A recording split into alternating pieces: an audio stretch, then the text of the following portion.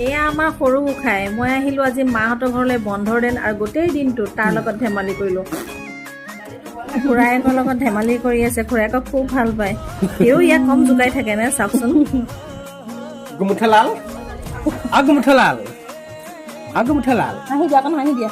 গুমুঠালাল গুমুঠা কৈছা, হাঁহি দিয়া। আৰু ইফালে ডাঙৰ গোসাঁই পঢ়ি আছে আৰু সৰু গোসাঁই চাওক জোলনাত খুব আনন্দ মনে খেলি আছে। খুব ভাল পায় জোলনাখনত উঠিবলৈ পালে। আৰু মাকে এনেদৰে জোলাই থাকিব লাগে। চাওক কি ফূৰ্তি। আৰু এই সৰু ভাইটিয়ে মাংস বনাইছে আৰু ডাঙৰ ভাইটিয়ে বনালে মাছ। গোসাঁনীয়ে একদম পুৰা ভাত খাইছে, থাকিলে কণী থকা মাছ আহিছে। মাছটো কিন্তু কণী নাই। এতিয়া মাকে অকণ ঘৰৰ পৰা কেনেবাকৈ কিবা এটা কৰি দিছে আৰু বেলেগ মাছৰ পৰা। আৰু এতিয়া খুৰীয়েকে বহি আছে, তাইক কৈ আছে সঁচাই ঘৰখনত সৰু ল'ৰা ছোৱালী থাকিলে খুব ভাল লাগে। ঈশ্বৰৰ স্বৰূপ আমাৰো আজি খুব ভাল লাগে।